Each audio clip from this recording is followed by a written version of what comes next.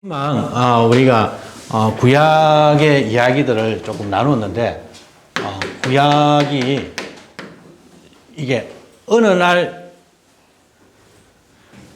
갑자기 생겨난 게 구약이 아니라는 거죠. 이것이 이제 하나의 전성이라고 하는 전해져 내려온다는 전성을 통해서 많은 문서 또는 이야기, 나레이티브, 이야기들이 내려오는데 이런 것들을 한 권으로 편집을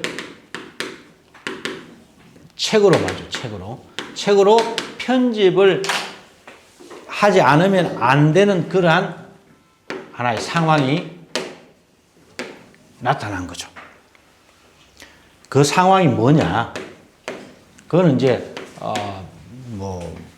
계속해서 제가 여러분들에게 말씀을 드렸는데 그 상황은 아주 그냥 심플하게 말하면 유대인들이 자신들의 아이덴티티를 확보하기 위해서 과연 유대인이란 무엇이냐? 과연 이스라엘 백성이란 뭐냐? 우리는 저 민족들과 우리가 다른 점이 뭐지?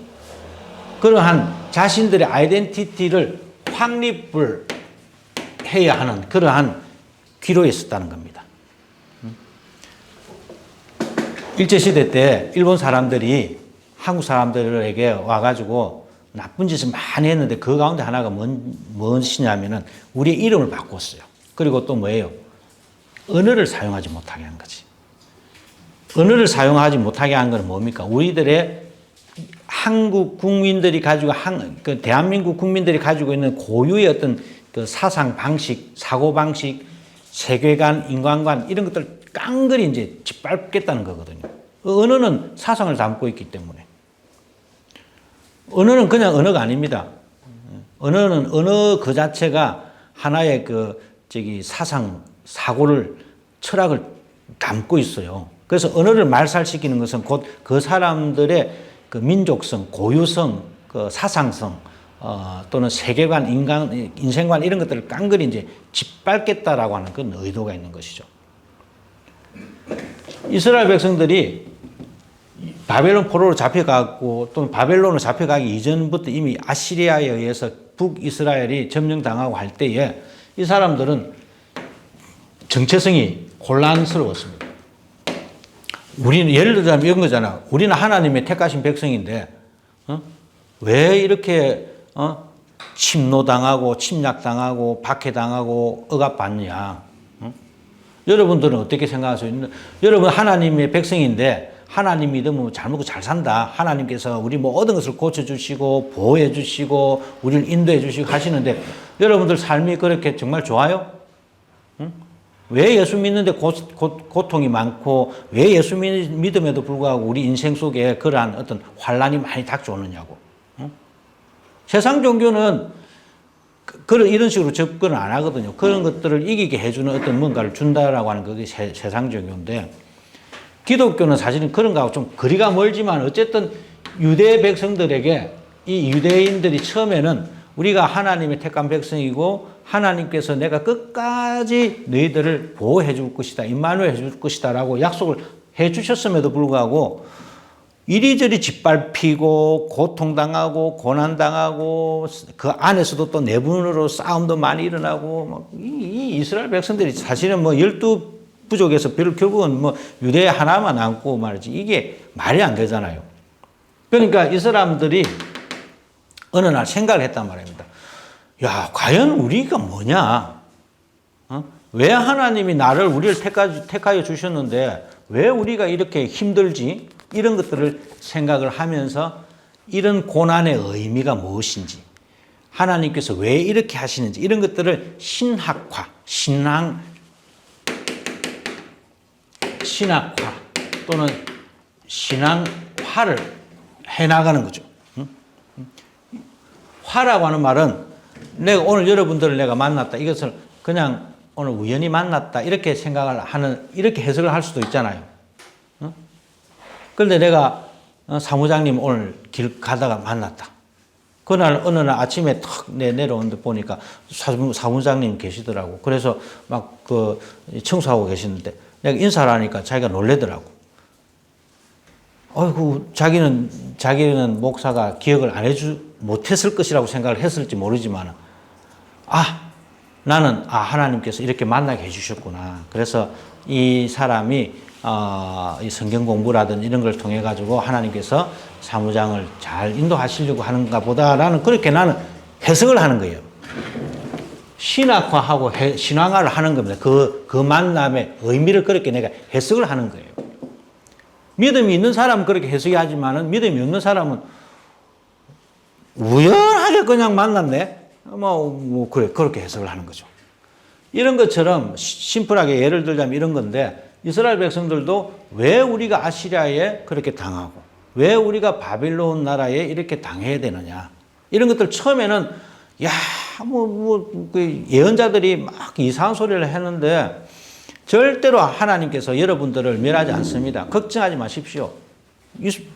그 거짓 예언자들이 그랬잖아. 그러니까 참 예언자는 아니다. 하나님께서 우리를 치시니까 절대로 거기다가 반항하거나 한가하지 말라라고.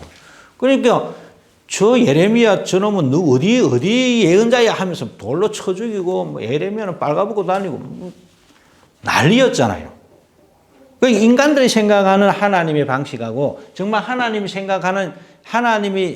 백성을 생각하는 방식은 너무나 다른 거죠. 이런 것들을 그 당시에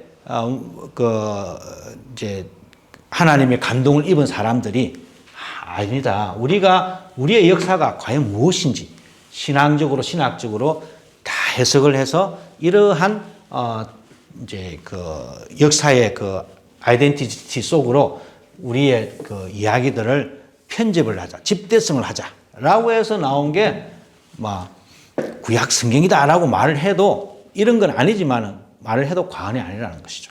그 후에 예를 들자면 다니엘서라든지 이런 것들은 그 후에 또 이제 이렇게 첨가가 된 거거든요. 그러니까 특히 이제 모세 오경이라든지 또는 역사서라든지 이런 것들은 이러한 환경 속에서 만들어졌다라고 말을 해도 과언이 아니죠. 그러면은 이렇게 만약에 편집을 한다라고 합시다. 우리가 현대말로 편집을 하려고 하면 편집자의 의도와 목적이 분명히 있습니다. 의도와 목적.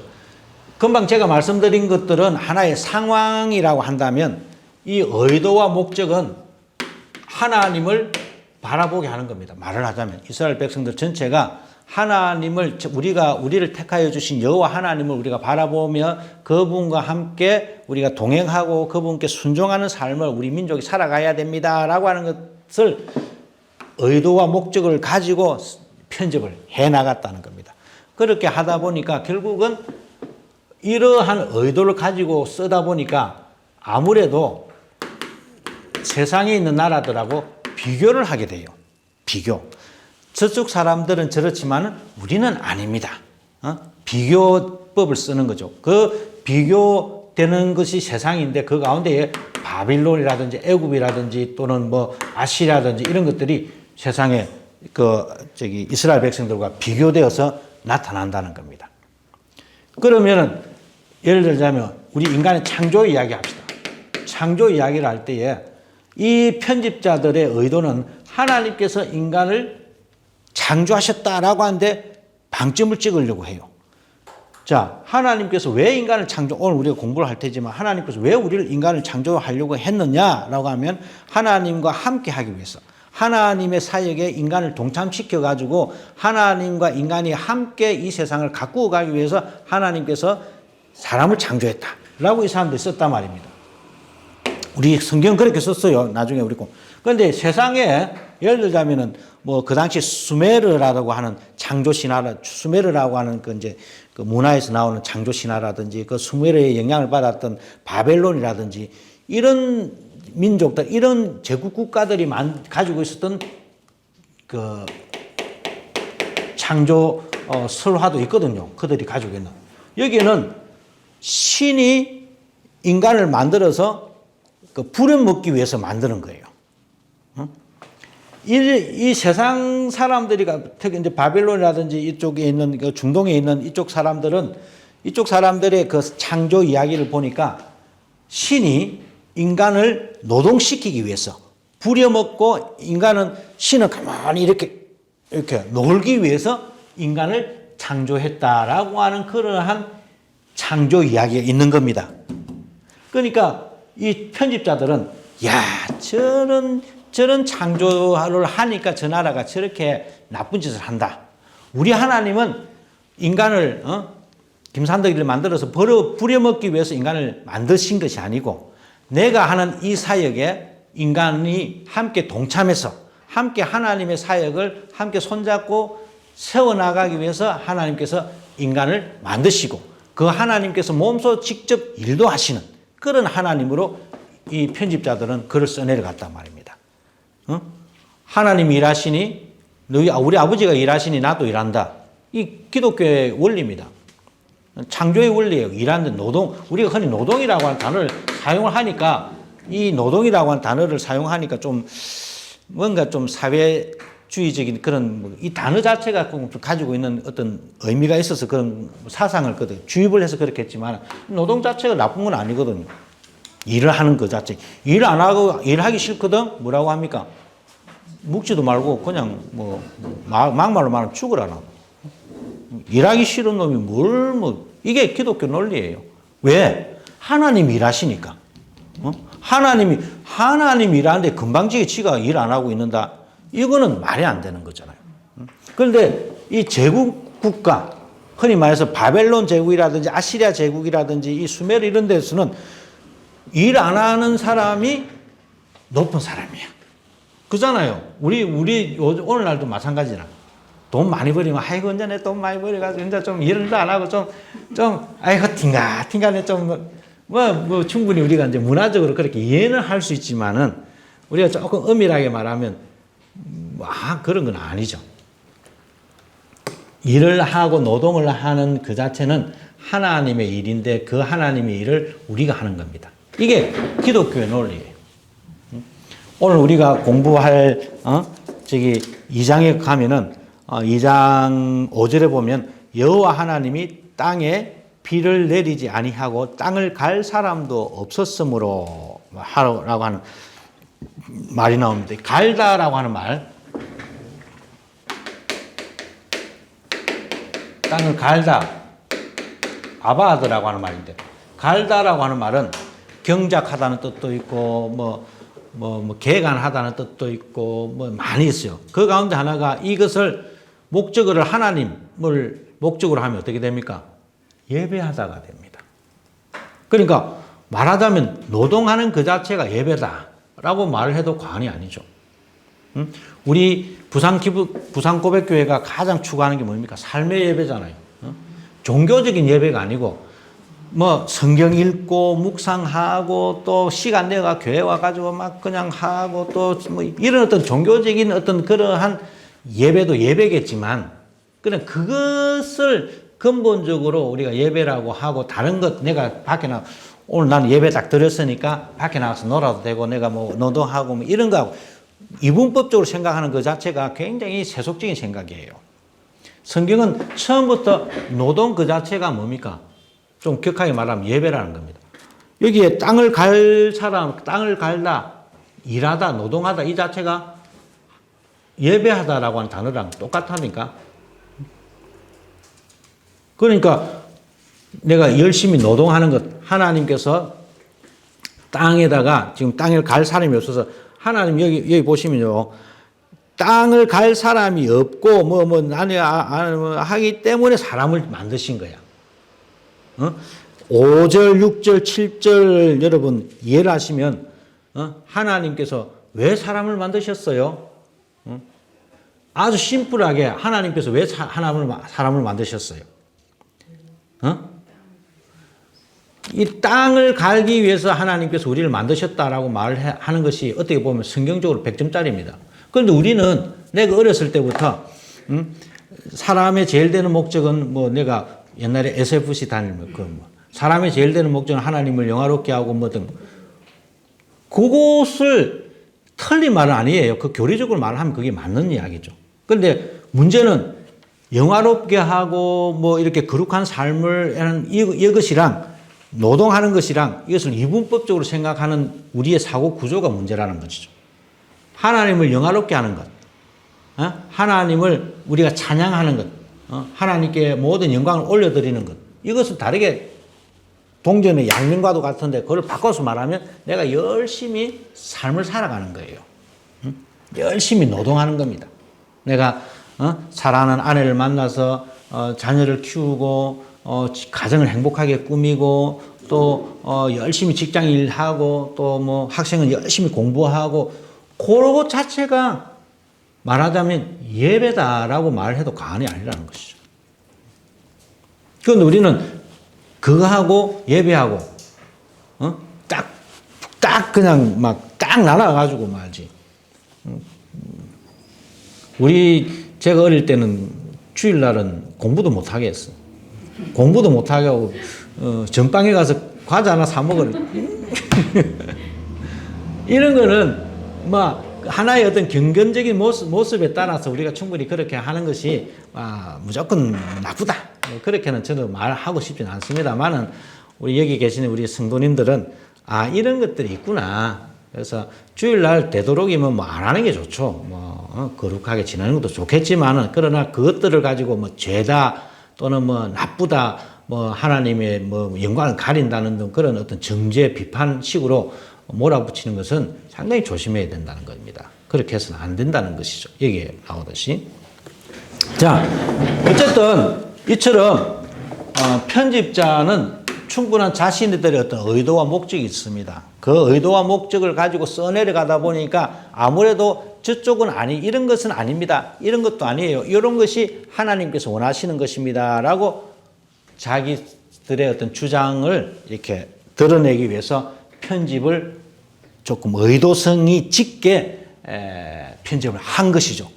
그렇다면은 여러분, 이 속에는 편집이 어떤 의도를 가지고 했다라고 한다면 의도를 가지고 하다 보니까 옆에 있는 이 다른 민족과 이렇게 컴패러티브 식으로 비교를 한다든지 하면서 다르게 말하면 제가 언젠가 저번에 한번 말씀드렸듯이 성경을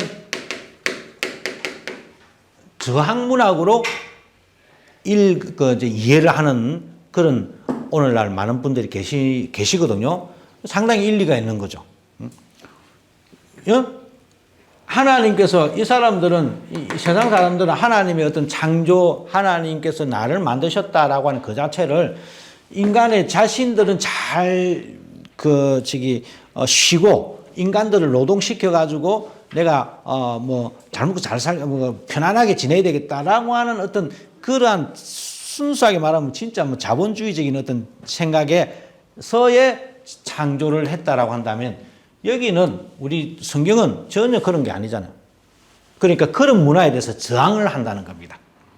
우리는 그런 문화 아니야. 우리는 그런 세속적인 그런 문화에 우리는 절대로 빠져들 수 없어. 우리의 신앙, 우리의 창조, 하나님의 창조는 하나님이 창조하셨다는 것은 하나님께서 나와 우리와 인간과 함께 하기 위해서 우리를 창조하신 것이지 우리를 부려먹고 노동시키고 착취하기 위해서 인간을 창조했다라고 하는 그러한 것에는 우리는 절대로 거부합니다. 그래서 우리 교회는, 성경은 노동력을 착취한다든지 또는 남을 부려먹고 말이지 돈도 막 안 주고 한다든지 이런 것에 대해서는 절대로 우리는 용납할 수 없습니다. 라고 하는 그러한 사상, 그러한 신앙적인 어떤 모습들이 우리 기독교 안에서는 충분히 이야기가 전개될 수가 있는 것인데 여기서는 안 되는 거죠. 인간 자체가 지금 한 번 노예는 영원 노예입니다. 이쪽에서는 변화가 일어날 수가 없어요. 그러니까 이쪽 사람들은 아예 처음부터 딱 정해져 있습니다. 우리 오늘날 막 금수저, 흙수저 말하듯이. 근데 여기는 안 그렇잖아요. 모두가 다 똑같으니까. 새롭게 안식년 되면 다 새롭게 시작한 모든 것을. 근데 여기는 그런 이제 사상이 없는 것이죠. 이런 것이 이제 흔히 말하는 제국주의적 사상입니다. 지난 시간에 제가 말씀드렸듯이 신을 왜 만들어요? 신을 만든 거는 여기 우상이죠. 우상을 만든 근본적인 이유는 뭡니까? 노동력 착취입니다. 노동력을 착취. 우리 여기 있는 이쪽에 있는 모든 사람들의 마음을 하나로 딱 묶고 이렇게 만들기 위해서 가장 좋은 게 뭘까요? 종교적으로 접근하는 겁니다. 전도사님 내일 집에 큰 우환이 있습니다. 사무장님 내일 집에 큰 우박이 떨어질 거예요. 겁을 줍니다. 그런데 에이 무슨 말도 안 되는 소리를, 사람들의 심리는 절대로 안 그래요. 그런 말을 딱 듣고 나면은 에이 우리 집에 무슨 우박이 떨어져 요즘 뭐. 그러면서도 한쪽 구석에는 그럴까? 이런 불안이 스며들기 시작했죠. 그게 종교성이거든요.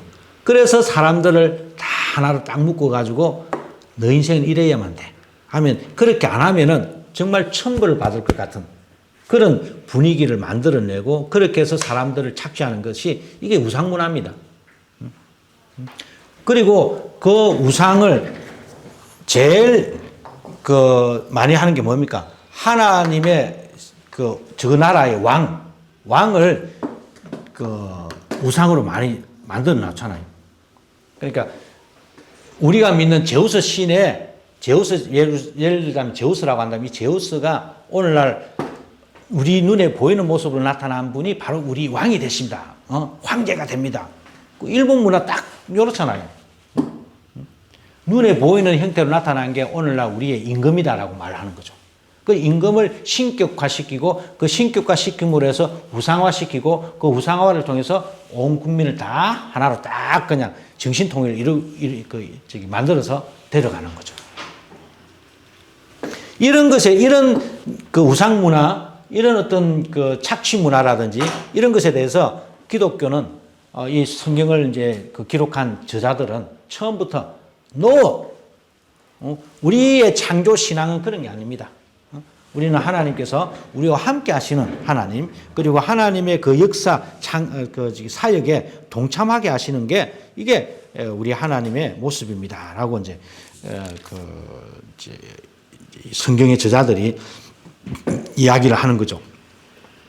자, 조금 서론이 길었는데, 2장에 오셔가지고 2장 1절, 2절, 3절까지 1장 1절에서 2장 3절까지가 하나의 단락이다라고 생각을 하시면 됩니다.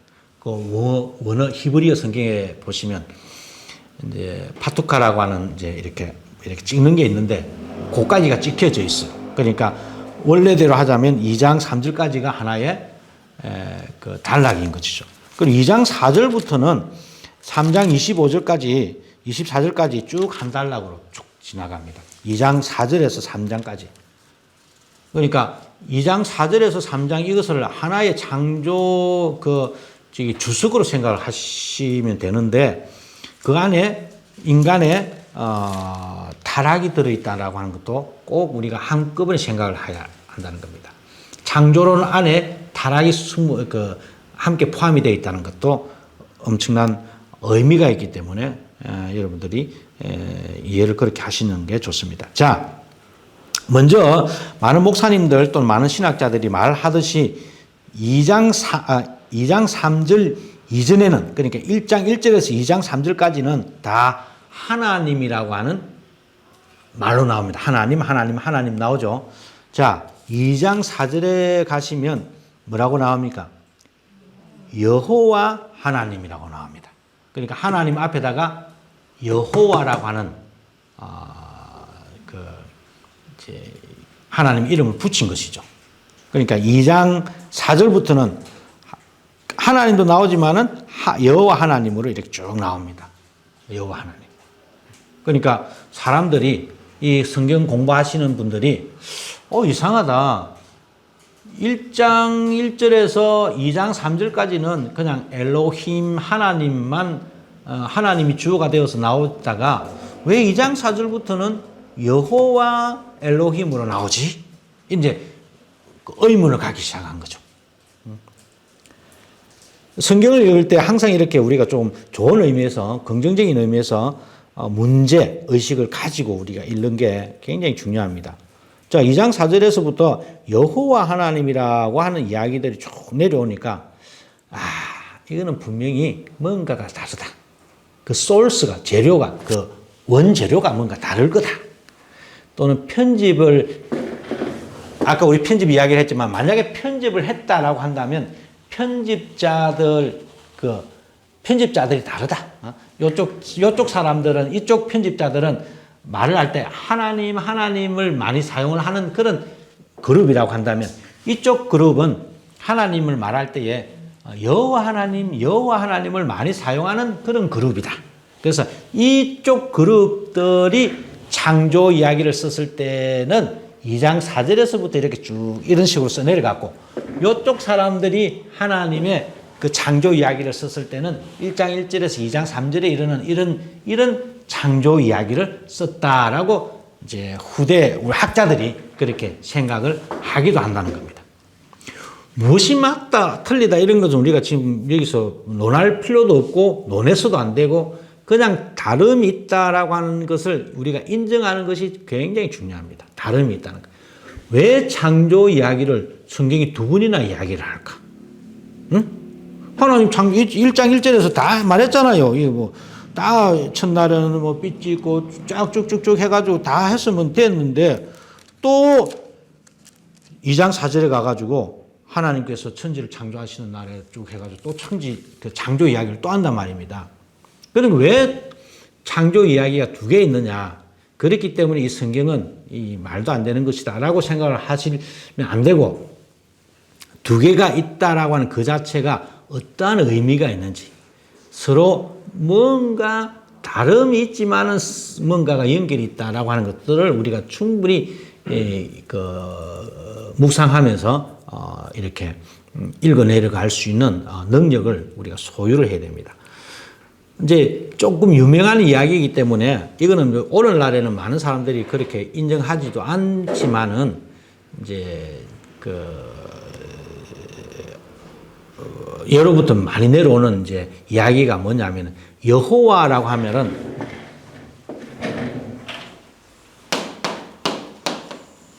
J로 시작하잖아요. 여호와로 영어로 쓰면 J거든요. J. 그 다음에 우리 이제 엘로힘은 갖다 엘로힘이니까 AE로 하잖아요. 그러니까 1장 1절에서 2장 3절까지는 엘로힘만 나왔으니까 이거는 앞으로 이런 식의 문장을 갖다가 이 문서라고 하자. 여호와가 나오는 문장들은 다 J니까 J 문서라고 하자. 그래서 예를 들자면 이 문서, J 문서 이런 식으로 해서 문서 이런 거를 문서설이라고 해요. 이거는 여러 가지 문서가 있었는데 이 문서들을 이렇게 편집을 했다라고 학자들이 그렇게 주장을 하는 사람들이 문서설을 주장한다라고 이야기를 합니다. 이 이제 또 이 사람들 나름대로 이 문서, 그러니까 엘로힘을 사용을 해서 성경을 써내려가는 사람들의 그 신학적인 특징이 있어요. 또 제 문서를 가지고 글을 써내려가는 사람들은 또 그 나름대로의 특징이 있어요. 예를 들자면은 이 문서 같으면 하나님께서 남자와 여자를 창조하시니라. 끝이야. 말씀을 딱 하면 됐지. 거기다가 흙을 빚었니, 안 빚었니, 아이고, 머리 아파. 하나님께서 말씀 딱 하면 딱 끝이지. 뭘 거기다가 자꾸만. 그거는 이 문서예요. 우리 1장, 오늘 아침에 제가 여러분들에게 성경 말씀 보내드렸을 때 보내드렸는데 27절 볼까요? 1장 27절 보시면 하나님이 자기 형상 곧 하나님의 형상대로 사람을 창조하시되 남자와 여자를 창조하시고, 딱 이게 끝이에요. 응? 남자와 여자 창조했다. 아멘. 이게 끝입니다. 이거를 가지고 싱겁게 끝나냐, 이제 이런 거 아니에요. 이 사람들은 그게 더 자신들의 신앙을 드러내는 데에 더 좋았던 것이죠. 구구절절히 뭐 하나님이 이랬다 저랬다 이런 그 설명을 하는 그런 것은 해서는 안 된다라고 말을 할 정도로 하나님 위대하시고 전능하시고 아주 무소부지하신 분이신데 우리가 그냥 하나님께서 말씀으로 천지 창조 딱 이렇게 하면 뭔가 요 정도로 하나님의 그 존귀하심, 위대하심을 강조할 때 강조를 많이 한다라고 생각을 할 수도 있겠죠. 뭐 이건 어디까지 학자들이 이제 하는 소리니까 여러분 참고적으로만 우리가 이해를 하시면 됩니다. 자, 그런데 제2문서는 어때요? 제2문서는 야, 우리가 여기서 보니까 땅 갈 사람들도 없고 말이지. 또 사람을 만드는데 또 먼저 남자를 먼저 만들고 그다음에 남자를 또 그냥 잠자게 해가지고 살짝 또 뭐 갈비뼈인지 뭔가를 내가지고 또 뭐 이상하게 진짜 이건 어디 신화에서나 나오는 그런 미스테리한 그런 이야기를 써내려갔단 말입니다.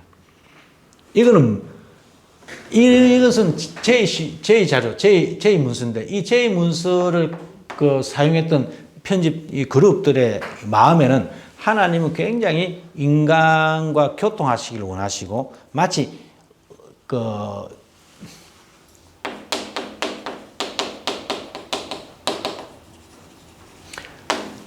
하나님이 배가 아프다, 하나님이 마음이 막 쓰라린다 이런 거는 하나님이 뭘 마음이 쓰라리고 그런 게 어디 있겠어요. 그런데 이쪽 사람들은 이런 것을 하나님의 그 마음을 인격과 의인화해서 설명을 하기도 한다는 겁니다. 제2시료가 그런 이제 특징이 있어요. 그러니까 아주 인간과 따뜻하게 이렇게 교제하시는 하나님의 모습을 많이 이제 담아낸다라고 이제 말을 할 수가 있는데, 그건 어디까지는 이제 아까도 제가 말씀드렸다시피 우리가 그냥 학적으로 또는 그 구약을 전공하시는 분들이 그렇게 이제 이야기를 하지만, 자 어쨌든 2장 4절부터는 이렇게 여호와 하나님이라고 하는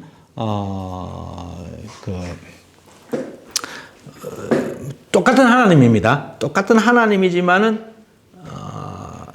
여호와 하나님이 등장한다. 그렇게 여러분들이 생각을 하시면 좋을 것 같습니다. 자, 오늘 아침에 좀 제가 묵상글로 보내드렸던 그 이야기 조금만 더 하면, 1장 27절에는 하나님께서 남자와 여자를 창조하다. 그냥 창조한 거예요. 크리에이트 한 겁니다. 그냥 창조한 겁니다. 그런데, 2장 7절에 보시면 창조라고 하는 단어를 사용하지 아니하고 여기서는 한글 성경은 개역 개정은 짓다, 지으시고라고 하는 말을 사용하거든요. 이거는 금방 창조하다라고 하는 말하고는 다릅니다. 여기에 나오는 야찰이라고 하는 말은 이거는 그런 단어가 아니죠. 이게 이제 동명사, 그러니까 ing를 붙이면 이거는 도공, 예레미야서에 나오는 토기장, 우리 한글 성경에 토기장이라고 번역이 되어 있는데 토기장이로 번역이 됩니다. 그러니까 이거는 영어에는 메이커를 사용하기도 하고 또는 폼을 사용하기도 하는데,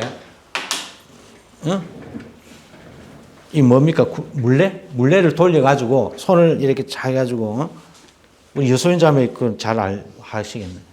그래서 싹 손을 돌려가지고 도공이 자기가 원하는 것을 쫙 빚어내잖아요. 우리 윤 목사 이야기를 들으니까 그 함부로 아무나 하는 게 아니라 합니다. 하다 보면 막 찌그러지고 나는 해본 적이 없어서 모르겠지만 그만큼 숙련된 어떤 그 노하우라든지 이런 게 막 필요하겠죠. 그런데 그럼에도 불구하고 자기가 원하는 그 작품이 안 나오면은 막 도공들 바로 그냥 냅다 던진다고 하잖아요. 그러니까 그러한 의미를 우리가 부여해서 해석을 한다면 2장의 이 제2문서가 말하는 2장에서 말하는 하나님의 이 창조라고 하는 것은 1장에서 하나님께서 말씀으로 천지를 창조하시고 말씀으로 남자와 여자를 창조하셨다라고 하는 것을 그게 무슨 뜻이에요? 라고 사람들이 물어봤을 때에 마치 2장에서는 그것을 커멘트 하듯이 주석을 달듯이 이렇게 설명을 합니다. 하나님께서 말씀으로 인간을 발아하셨다라고 하는 말은 하나님께서 우리를 그냥 땡 없는 가운데 요술방망이 땡 하는 그런 창조가 아니고 하나님께서 우리를 발아 창조하셨다라고 하는 의미는 하나님께서 마치 도공이 그 그릇을 아주 이쁜 이 세상에 하나밖에 없는 그런 이쁜 그릇을 빚어내듯이 이 세상을 창조하셨고 우리를 빚어내셨다라고 하는 그런 의미입니다라고 마치 2장에서 이쪽 사람들이 1장을 그렇게 해석을 하고 있다라고 말을 해도 과언이 아니다는 것이죠. 그러니까 이 2장 문서는 1장 문서와 이렇게 구분이 되었다. 별개의 것이다라고 생각을 하기보다 1장에 나오는 이 이야기들을 2장에서는 마치 그것을 설명하고 주석하듯이 좀 더 언어로 표현을 했다라고 여러분들이 생각을 하셔도 이제 좋다라고 하는 생각이 듭니다. 자, 우리 좀 빨리 갈까요? 자, 5절에 가면 여호와 하나님이 땅에, 자, 여러분 성경을 가지신 분들은 여호와 하나님이 땅에, 여기에 나오는 땅이라고 하는 말은 에레츠라고 하는 말입니다. 에레츠, 땅에 비를 내리지 아니하셨고 그러니까 이제 우리 한글 성경이 이제 가지고 있는 특히 개역 개정이 이제 번역이 이제 좀 애매한데 여기에 나오는 땅은 금방 말씀을 드렸던 에레츠가 아닙니다. 여기 나오는 땅은 아마다라고 하는 한글로는 똑같이 땅으로 나오지만은 단어가 원래는 다른 단어라는 겁니다. 제가 하고 싶은 이야기는 하나님이 땅에 에레츠에 비를 내리지 아니하셨고 아마다를 갈 사람도 없었으므로 여기 갈 사람도 없었으므로 사람 아담입니다. 아담. 이게 아담이에요. 금방 제가 아담아라고 하는 말하고 이 아담이라고 하는 말도 여러분 딱 들으니까 뭔가 좀 비슷하게 느껴지죠. 아담아, 아담. 똑같은 말입니다. 거기에서 나온 거예요. 똑같은. 그러니까 인간은 흙에서 나왔다라고 하는 이야기가 여기 나오는 거죠. 자, 여기서 땅이라고 해서 다 똑같은 땅이 아니라는 것을 여러분들 머리에 꼭 이해를 하시고 가시는 게 좋습니다. 그래서 여러분들이 혹시 성경을 가지신 분들은 성경에다가 5장에 나오는 땅은 처음에는 에레츠, 두 번째는 아담아다. 그렇게 생각을 하시면 좋을 것 같고. 자, 그 다음에 6절로 갑니다. 6절에 가면 안개만 땅, 이 땅은 어디 땅이냐면 에레츠입니다. 안개만 에레츠에서 올라와 온 지면, 이 지면은 아담아입니다. 그러니까 아까 땅을 갈 땅 할 때, 땅을 갈다 할 때 그 땅은 아담아인데 여기서는 지면으로 번역이 되었다는 말입니다. 그러니까 원어가 좀 이렇게 설명이 안 되어지면 우리는 다 이 땅 또 지면 하니까 이게 뭐고 잘 이해가 안 되겠죠. 그래서 성경에 여러분들이 꼭 기입을 해 놓으시면 좋습니다. 6절 땅에서 에레츠에서 올라와 온 지면 아담아를 적셨더라. 자, 7절입니다. 여호와 하나님이 땅의 흙으로 여기 나오는 땅은 아담아입니다. 에레츠가 아니에요. 아담아입니다. 땅의 흙, 이 아파르라고 하는 말인데 땅의 흙이니까 땅에서 나오는 이제 뭐 다른 성경은 먼지라고도 번역을 해놓기도 하는데 그 땅 썰면 우리 근사님 땅 썰면 막 먼지 나잖아요. 그거야. 그 먼지 그게 진짜 고운 거거든요.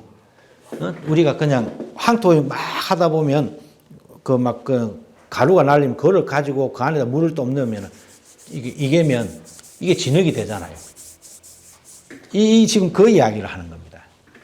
자, 어디 갔지? 온 지면 아담아를 적셨다. 여호와 하나님이 땅의 아담아의 흙, 아파르, 이 흙은 그 땅에서 일어나는 먼지를 말하는 먼지. 땅의 흙으로 땅에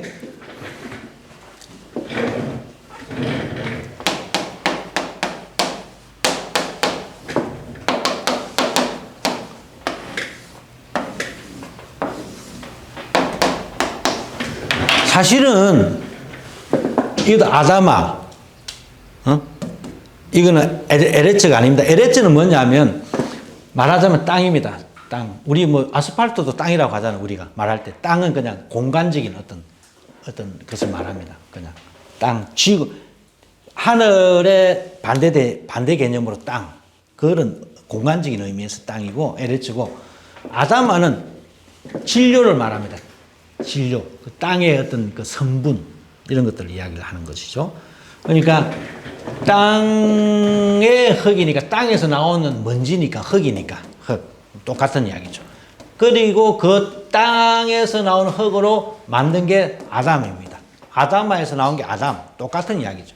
그러니까 이거는 똑같은, 우리가 아다마 흙, 인간은 흙이다, 먼지다, 이런 이야기를 하는 겁니다. 이거는 이 창세기를 기록한 저자들의 신학적인 어떤 그 컨셉이, 그 개념이 그 안에 이제 들어가 있는 거죠. 인간은 뭡니까?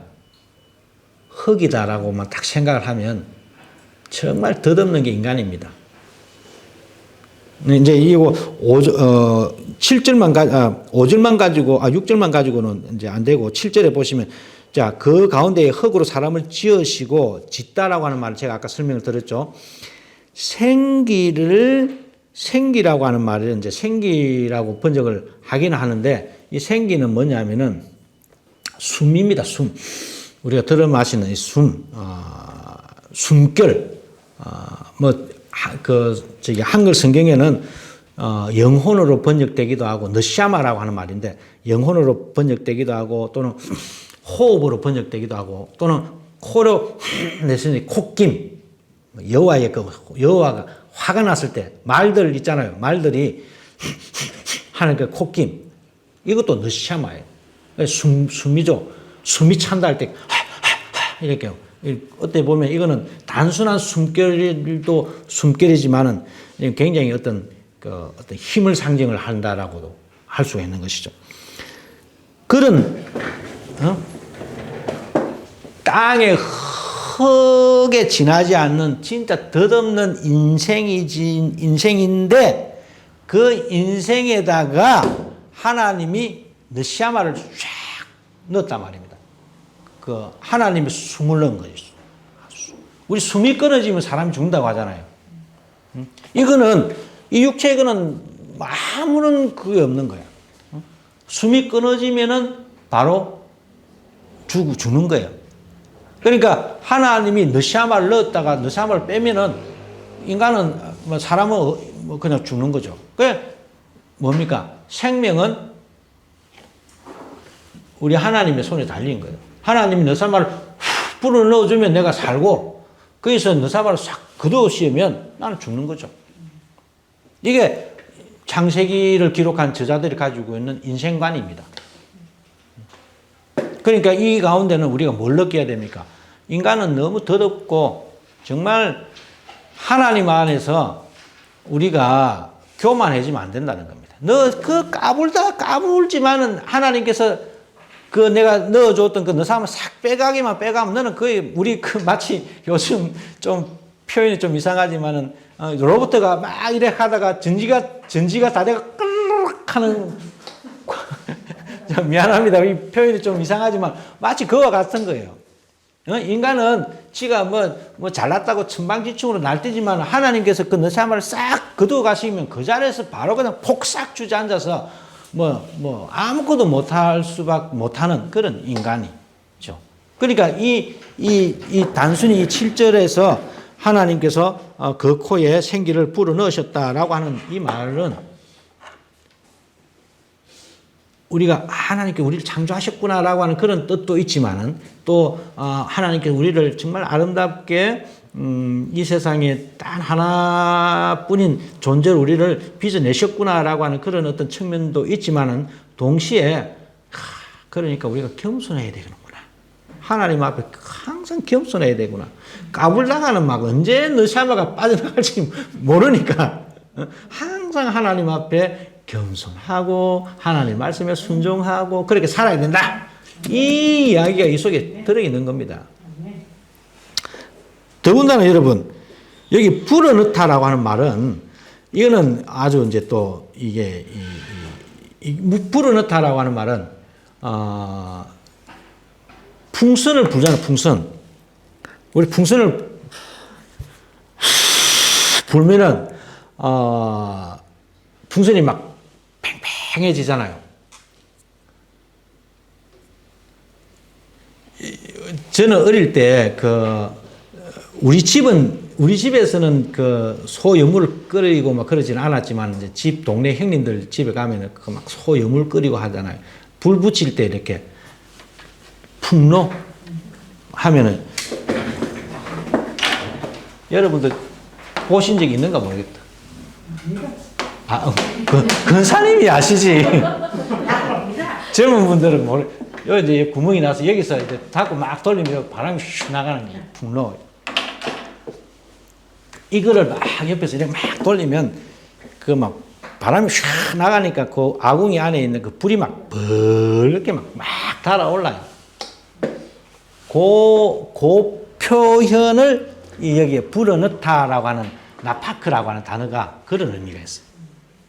그러니까 하나님께서 너시아마를 내한테 이렇게 팍 불어넣어주면 내 안에 막 열기가 확 차가 팽팽해지는 거죠. 내가 그러면 그냥 사람이 살아나는 마치. 근데 마치 이제 푹 찔러서 구멍이 공기에 열기가 슉 빠지면은 끝나는 거죠.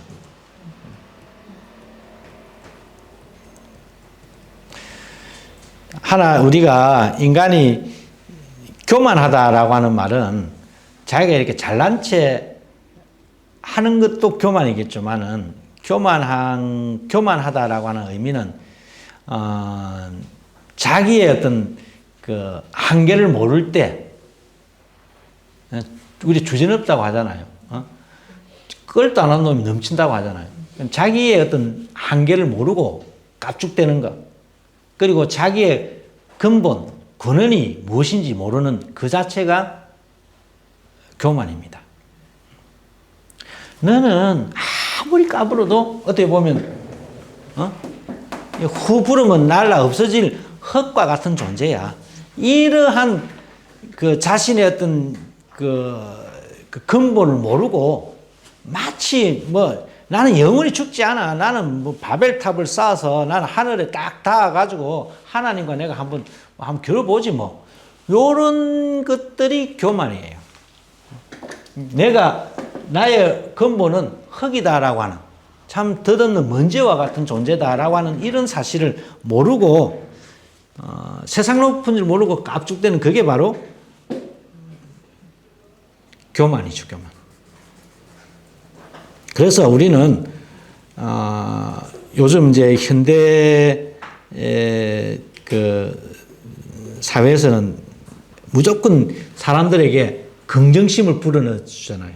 사람이 긍정적으로 살아야 된다 하면서 이게 너무 오버되니까 요 앞에 어느 신문에 보니까 경주인가 어딘가 경주 그 박물관에 1억인가 2억인가 그 그림에 자기 아들이 막 올라가서 어떻게 했다는데 나중에 그 부모가 몰랐다고 하여튼 어쨌든 우리 애 기죽지 않게 키우는 거. 예를 들면 그런 거 요즘 우리 한국 사람 너무 많잖아요. 긍정, 좋은 의미에서 긍정이 있을 수가 있는데 자기 긍정은 그건 교만입니다. 자기 긍정. 나는 다 할 수 있어. 나는 모든 것이 가능해. 나는 항상 긍정적으로 살아.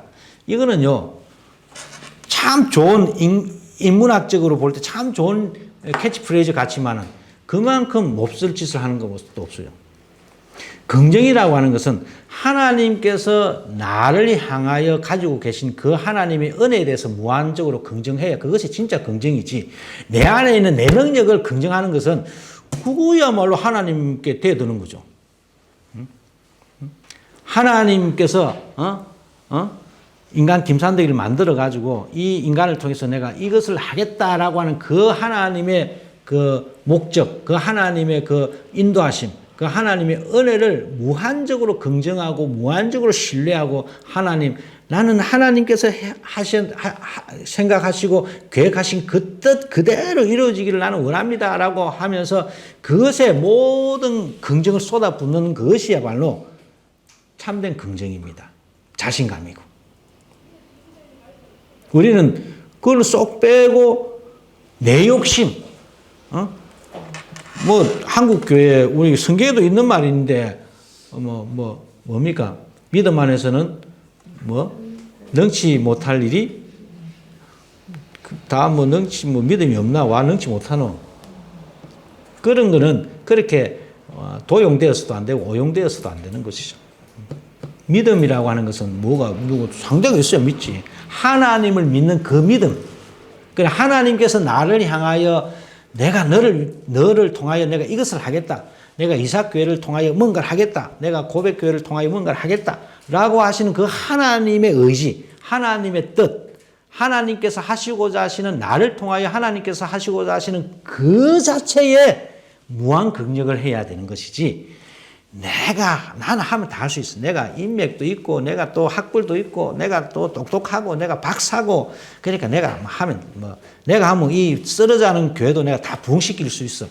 이런 식으로 이야기하는 것은 그거는 요즘 말로 말해서 개교만입니다. 요즘 젊은 아들 다 개자를 붙이대. 그게 영어로 슈퍼 그 개를 붙인지 좀 맛있는 것도 참 맛있다 이러면 되겠는데 개 맛있다고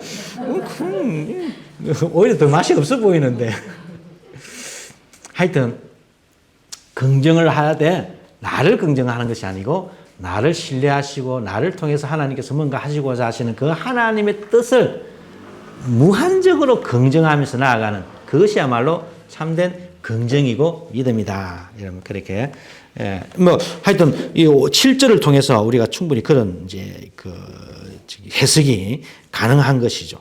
그럴 때에 이제 생명이 되었다라고 합니다. 이 생명이라고 하는 말은 그럴 때 비로소 사람이 살아가는 맛이 나는 겁니다. 진짜로.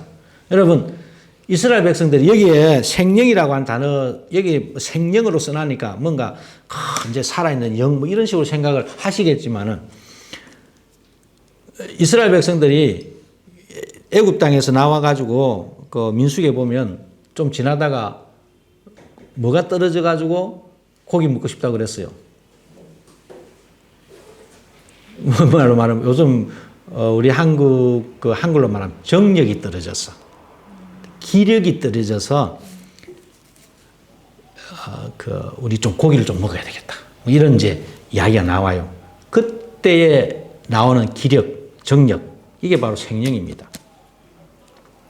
그러니까 하나님께서 나에게 샤마를 싹 불어넣어 주셔가지고 내가 정말 뭡니까? 풍로에 의해서 내 몸 안이 팍 달아올라가서 하나님의 영으로 하나님의 그 어떤 힘으로 충만해져 가지고 힘이 딱 생겨났단 말입니다. 그게 바로 생명이죠. 내가 마치 무엇이든지 하나님 안에서 할 수 있는 것처럼 힘과 능력이 생겨나는 것이죠.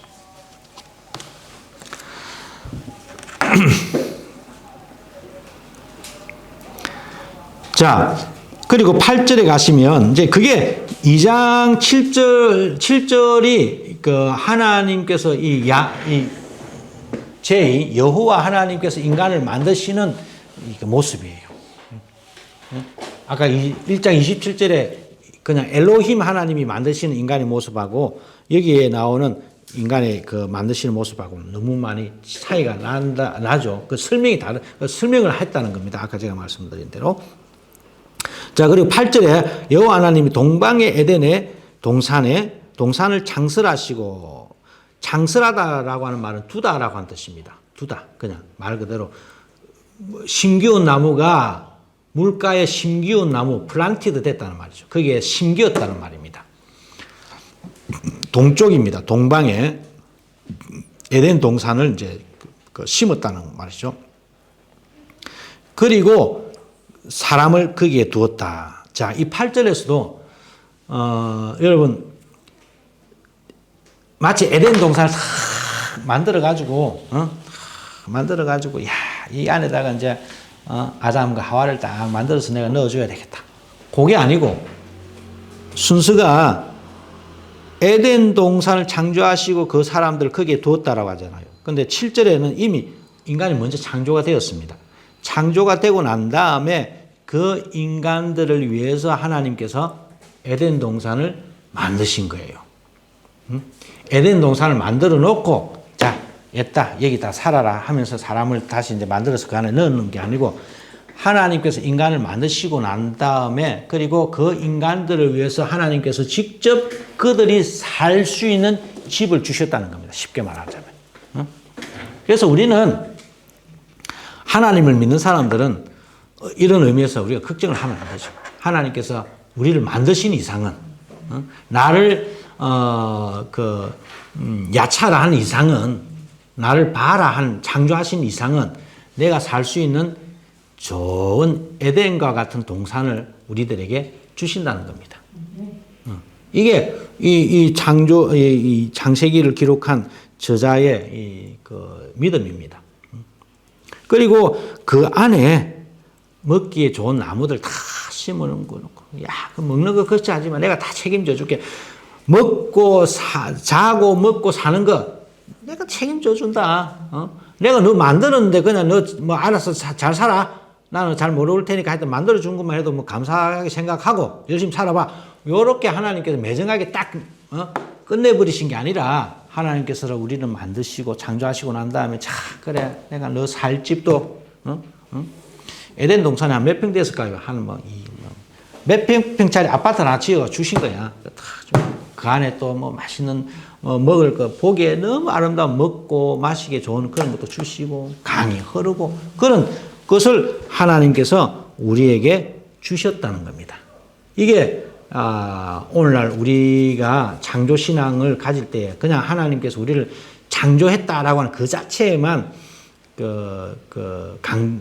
강조점 두지 마시고 하나님께서 우리를 창조했다라고 하는 이야기는 창조된 그 인간을 위해서 하나님께서 무던히 지금도 우리가 살아가야 하는 모든 것들을 다 공급해 주시는 하나님이시다라고 하는 그런 지금도 여전히 섭리 가운데에 우리를 창조하고 계시고 그런 것 흔히 조의신학적인 말로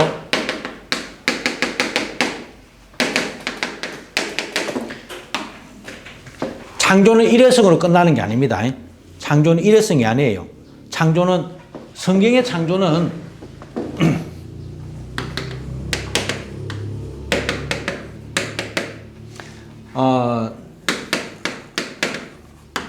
단회성으로 끝나는 게 아닙니다. 창조는 하나님께서 딱 창조하시고 난 다음에 끝. 자, 이 단회성으로 끝나는 사람들은 누굽니까?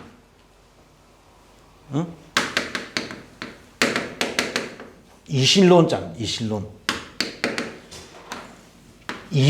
이치적으로 돌아갈 수 있도록 만들어 놨다는 것이죠. 그래서 딱 일단 하나님께서 한번 딱 만들어 놓은 세상은 하나님께서 너무 완벽하게 딱 만들어 놓으셨기 때문에 그거는 자꾸 하나님이 와가지고 들쑥거리고 이래라 저래라 말 안 해도 세상이 너무 완벽하니까 세상이 알아서 잘 돌아간다. 그래서 하나님 저 뒤에서 이렇게 발장을 끼고 보시고 계신다. 이게 이제 이신론이거든요. 단회성으로 끝났다는 이야기입니다. 그런데 성경은 이런 것을 이게 아니에요. 계속적 창조입니다. 지속적으로 하나님은 지금도 창조하고 계시오. 이 말을 다른 말로 뭐라고 합니까? 섭리라고 합니다. 섭리. 지속적 창조, 다른 말로 섭리라고 하죠. 지금도 섭리하시면서 이 창조를 새롭게 창조하시고 리폼하시고 또 거듭나게 하시고 하여튼 이런 식으로 가져가는 겁니다. 그래서 하나님은 계속해서 찾아오십니다. 우리 삶 속으로. 우리 아담과 하와가 죄를 짓고 있을 때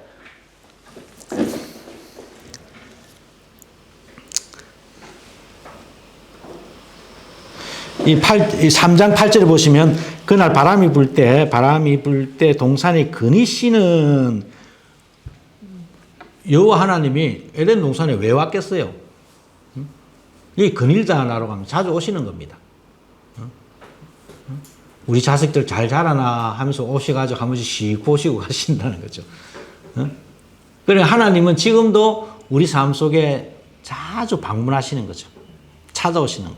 찾아오셔가지고 부족한 것, 필요한 것, 또는 잘못된 것, 또는 잘된 것, 이런 것들 상도 주시고, 벌도 내리시기도 하시고, 제공해 주시기도 하시고. 왜?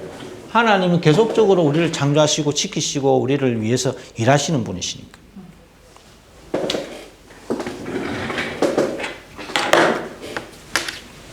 자, 먹기 좋은 나무가 있고, 그래서 8절, 9절만 가지고 우리가 설교를 한다면 이런 이제 설교가 가능한 것이 하나님께서 우리의 의식주를 해결해 주시고, 그리고 계속적으로 찾아오셔서 우리를 이렇게 뭐합니까? 창조적으로 인도해 주시는 것이죠. 자, 그 가운데에, 자, 9절입니다. 나게 하시니, 동산 가운데에 있는 생명나무와 선악을 알게 하는 나무도 있더라. 동산 가운데에, 한 중앙에 생명나무와 선악을 알게 하는 나무도 있더라. 동산 중앙입니다. 중앙. 왜 중앙이었을까요? 물론 왜 중앙이 있는지는 학자들마다 이제 목사님들마다 해석하기에 나름이겠지만은, 그러니까 우리가 항상 나의 근원을 생각하면서 살아야 됩니다. 내 생명의 근원이 어디 있는지, 이 중앙에 있는, 항상 중앙에 이 하나님의 생명나무와 선악을 알게 하는 이 나무를 우리가 보물 해서 항상 내가 돌아가야 할 곳이 무엇인지, 내가 지켜야 할 것이 무엇인지, 항상 하나님께서 어떻게 보면 내가 내 자신을 채찍질할 수 있도록 하나님께서 중앙에다 이걸 다 심어주신 거죠. 그래서 내가 그걸 보면서, 이렇게 하면 안 되겠구나. 오늘도 좀 잘못하다가 중앙으로 썩 지나가는데 그 중앙에 하나님께서 이 두 나무를 심어주신 것을 보고는 내 스스로 자정할 수 있는, 이렇게 고치고 이렇게 바르게 살 수 있는, 하나님의 말씀에 순종할 수 있는 그러한 리트머스 시험지와 같은 그런 걸 하나 다 만들어 놓았다는 것이죠. 자, 선악을 알게 하는 나무도 있더라 라고 하는 말이 나옵니다.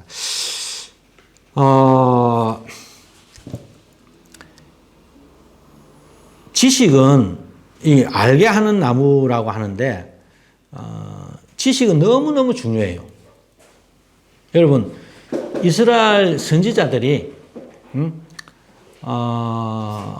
이스라엘 백성들을 향해서 기도 안 한다, 영빨이 없다, 이런 이야기는 안 했, 그런 이야기도 했겠지만, 그런 이야기보다 그 이스라엘 선지자들이 계속해서 했던 말이 뭐예요? 너희가 하나님을 알지 못한다고 합니다. 그 당시도 다 사람이 병도 났고, 이적들도 일어나고 다 있었어요. 그러나 그들이 원했던, 선지자들이 원했던 것은 그런 게 아니고, 너희들이 정말 하나님을 모르는구나. 안다라고 하지만, 또는 아는 척은 하지만은, 선지자들이 볼 때에 너희들은 정말 하나님을 모른다. 하나님을 아는 지식이 너희들 가운데 없다라고 하는 그러한 이제 지적들을 선지자들이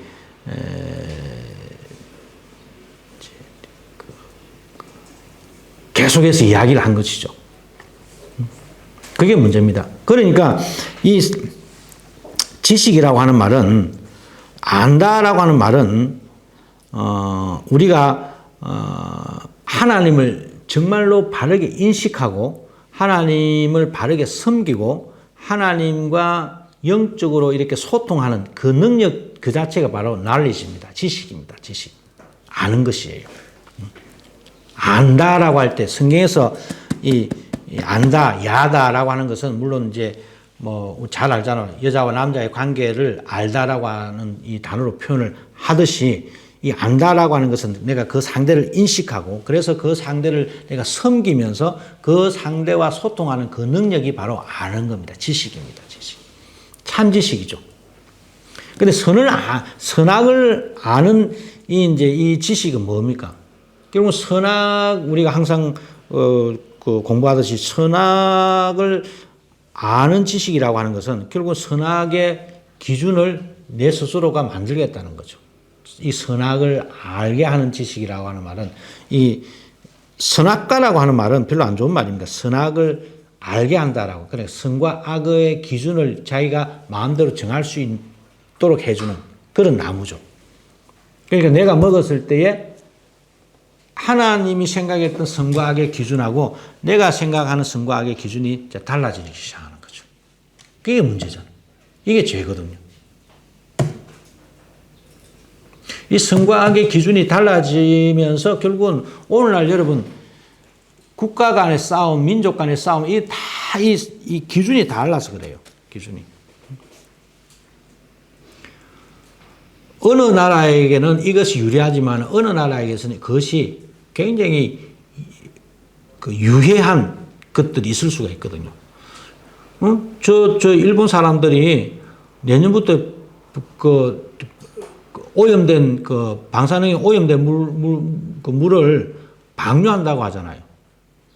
국가를 위해서 이럴 수밖에 없습니다. 뭐 하지만 그럼 국가를 위해서 우리가 존재하는 게 아니고 우리는 삶을 위해서 존재하는데 쟤들은 국가가 우선이야.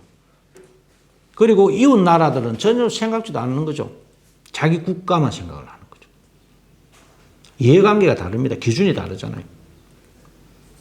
그래서 여기도 선악을 알게 하는 나무라고 하는 이것을 먹음으로 말미암아 집단적 이기주의가 이제 여기서 나오기 시작하는 거죠.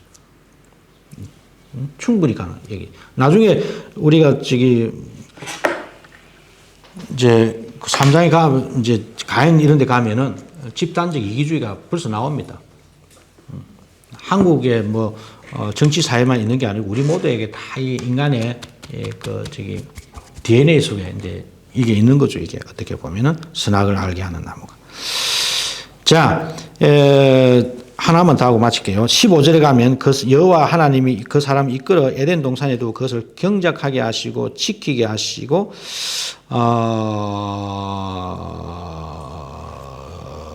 여호와 하나님이 그 사람을 명하여 이르시되 각 동산 각종 나무의 열매는 내가 임의대로 먹되 선악을 알게 하는 나무의 열매는 먹지 말라. 내가 먹는 날에는 반드시 죽으리라 하시니라. 이제 이 경작하다라고 하는 말이 15절에 보시면 경작하다라고 하는 말이 나옵니다. 아까 우리가 5절에 보면 갈다라고 하는 말하고 똑같은 말입니다. 15절에 경작하다. 이 땅을 경작하다라고, 아다마를 경작하다. 그러니까 이제 지금 우리가 조금 깊이 묵상을 해보면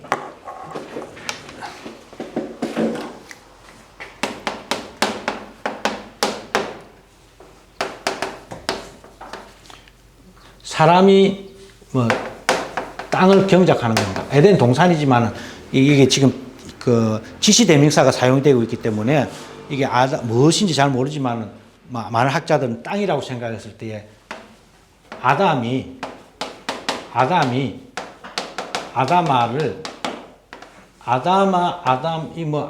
똑같은 이야기입니다. 이거는 남성 동사고 이거는 여성 동사고 그다음에 경작하다 아바드입니다. 또 이 경작함 지키다. 그러니까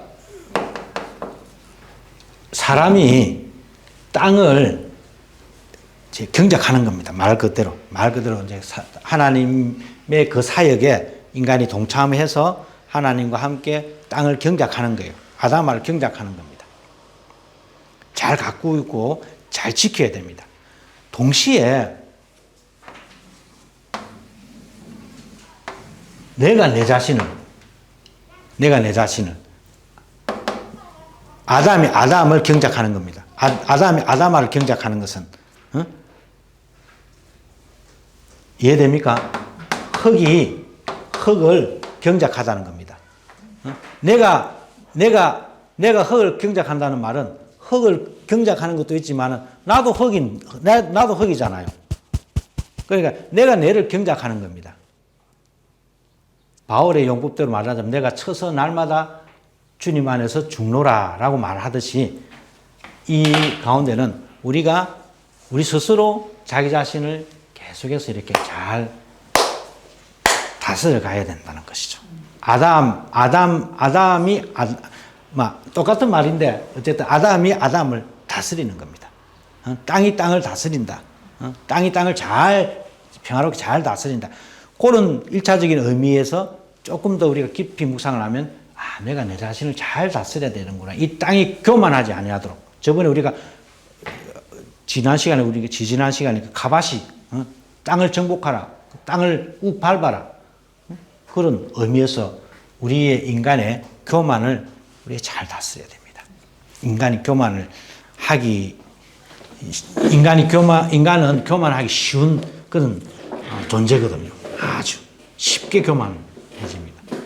그래서 자기를 항상 다스릴 수 있는 그러한 사람이 되어야 될 것입니다. 이런 것들이 이 창세기 2장을 기록한 저자들이 가지고 있었던 그 창조 신앙이었어요. 이런 창조 신앙은 아까 제가 초반에 말씀을 드렸던 이런 세상적인 창조론, 세상적 문학, 세상적인 어떤 그 세계관에 저항하는, 거부하는. 그래서 여호와 하나님이 만드시고 창조하신 이 세상에서 우리가 살아가는 사람으로서의 참된 신앙은 이런 것이다라고 하는 것들을 보여주기 위해서 창조론이 이 성경이 또한 되어진 측면도 있다라고 하는 것 여러분들이 기억을 하시면 좋을 것 같습니다. 자, 오늘은 여기까지 하도록 하겠습니다. 감사합니다. 질문 있으세요? 혹시 질문 있으면. 예. 흔히 이제 여기 성경 부분만 나오면은 늘 다들 이제 질문하는 아이들이 특히 질문하는 게 그런데 하나님께서는 모든 걸 다 아시는데 왜 선악을 알게 하는 나무를 만드셨어요? 이미 이제 그것도 먹을 것도 아셨을 텐데 늘 그 질문을 하는데 거기에 대해서 목사님 어떻게 생각하세요? 저도 잘 모르는데요. 이거를 그러니까 어린이들은 충분히 그런 질문이 가능합니다. 그리고 그 질문이 나쁜 것도 아니고 하나님께서 나를 다 아시는데도 불구하고 왜 그런 선악과를 만드셨느냐. 그것은 어떻게 보면 유치하게 질문을 하면 유치하게 우리가 또 대답을 할 수 있는데 마치 나를 시험하는 것과 같다라고 우리가 볼 수가 있는 거고요. 또 한 가지는 우리가 신학을 한 사람으로서 또는 이제 우리가 성도로서 우리가 생각할 때는 이것이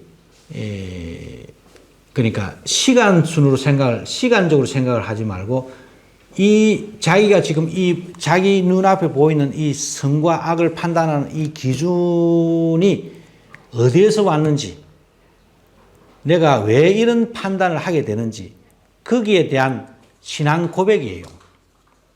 이해됩니까? 내가 남의 물건을 훔치지 말라. 내가 남의 물건이니까 절대로 훔치면 안 되겠다. 내가 여기서 이렇게 마음을 정한단 말입니다.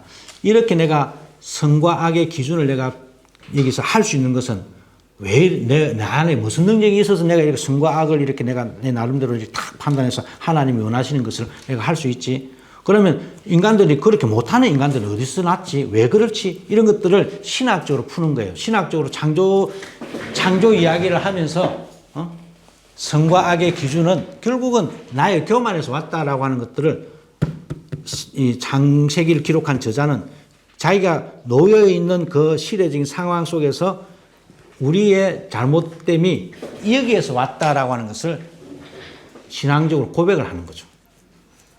그런 의미에서 선악을 이제 먹게 된 그 이야기들을 우리가 이해를 하는 것이 제가 볼 때는 가장 바른 거라고 생각을 해요. 아예 처음부터 너희들은 노예야. 너희들은 뭐 귀족이야. 나면서부터 악과 선을 딱 구분 지어 가지고 마치 일회성으로 나오듯이 우리의 모든 운명은 이런 거야라고 하면서 딱 정해져 나오는 그런 세계관이 아니라는 거죠. 우리가 적어도 창세기를 기록한 저자는 지금 놓여 있는 그 상황 속에서 우리의 선악의 기준은 사실은 하나님이신데 우리가 그 하나님 말씀에 이거 하지 말라고 했는데 우리가 이런 거 해가지고 우상 숭배해가지고 결국은 이 바벨론까지 포로로 잡혀왔구나. 되돌아보니까 정말 결국은 우리 인간이 잘못됐네. 인간이 우리 선조들이 그 창세기 때 그 이야기했던 거 그게 맞네. 그래서 인간이 스스로 교만해지기 위해서 인간 스스로가 기준이 되기 위해서 선악과를 따먹었구나. 그래서 우리가 지금 이 모양 이 꼴이구나 라고 하는 것들을 반추하면서 절대로 우리가 선악의 기준이 되지 말고 하나님만이 우리 인생의 선악의 기준이 되도록 하자. 이런 어떤 그 회계적인 의미까지 포함을 시켜서 이제 그 써내려간 책이 이제 창세기죠. 그거는 뭐 하나님이 왜 우리 인간을 만들었느냐 뭐 이런 질문까지 가면은 막 아까 우리 왜 만들었냐는 이제 그런 그 땅을 갈 사람이 없어서 만들었다라고 하지만은 그런 원초적인 질문들은 상당히 이제 뭐 어렵죠. 그렇습니다. 감사합니다. 자, 이것으로 마치도록 하겠습니다.